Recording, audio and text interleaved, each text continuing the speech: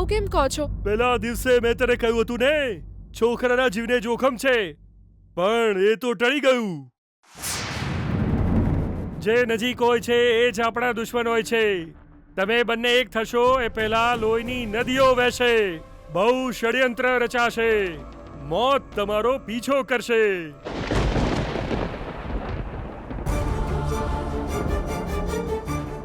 પણ આજે તને કહું છું, અપમાન સહન કરવું પડશે.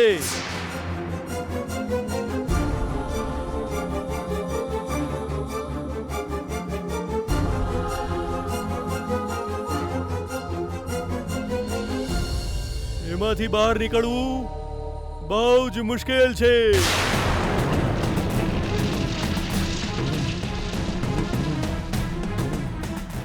તમે આ શું કહો છો? એટલે મારા પતિ સાથે કંઈક ખરાબ થવાનું છે? સમુદ્ર પાસે જાઓ તો ખારું પાણી જ મળે, ત્યાં તમને મીઠું પાણી મળે? એના રસ્તામાં મુશ્કેલીઓ એકાદ બે નથી, ઘણી બધી છે બેટા, ઘણી બધી છે. ષડયંત્ર રચાઈ ગયું છે અને એમાં ફસાઈ ગયો છે. એ રસ્તો ભટકી ગયો છે બેટા.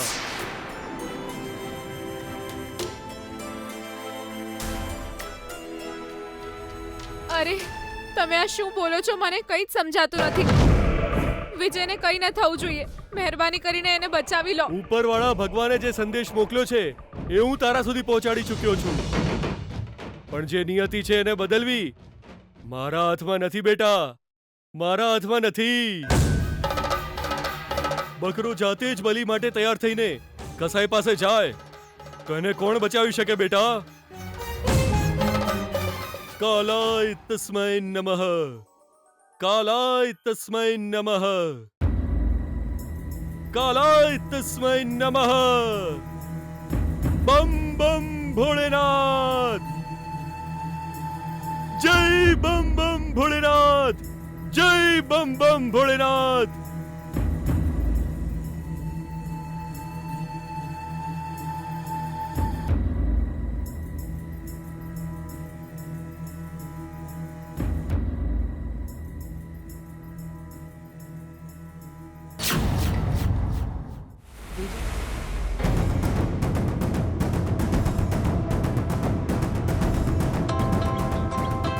Hello, Stella here.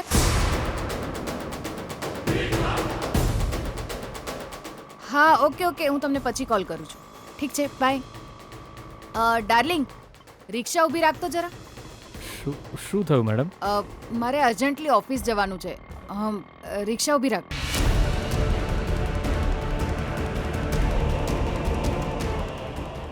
ચાલો મેડમ, હું તમને ડ્રોપ કરી દઉં. હે, નો, આજે તારે 80 કિલોમીટર કમ્પ્લીટ કરવા જ પડશે. મેં જે રૂટ કયો છે એના પર જ. તું સીધો 2 કિલોમીટર આગળ જઈશ તો તને ટોલ નાકું મળશે. ત્યાંથી લેફ્ટ જતો રહેજે તો તને એક હાઈવે દેખાશે. એ રસ્તા પર બહુ જ બધા ટર્ન આવે છે અને એ પછી એક નાનકડો કાચો રસ્તો દેખાશે. ત્યાં જઈને તું પાછો આવીશ પછી હું તને મળીશ. પણ અહીંથી તમે જશો કેવી રીતે મેડમ? મારી ડાર્લિંગ્સ આવશે મને પિક કરવા માટે. ડાર્લિંગ, હું અહીં જ ઉતરી જાઉં છું.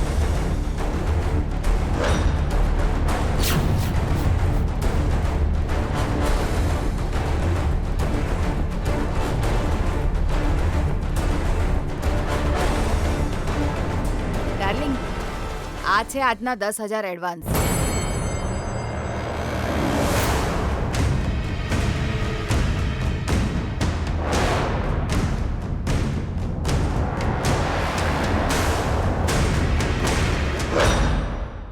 Thanks madam. હે, થેન્ક્સ શેના માટે ડાર્લિંગ? આ તો તારી મહેનતના પૈસા આપ્યા તને. Have a nice day. Bye bye. હા madam, thank you. Please go.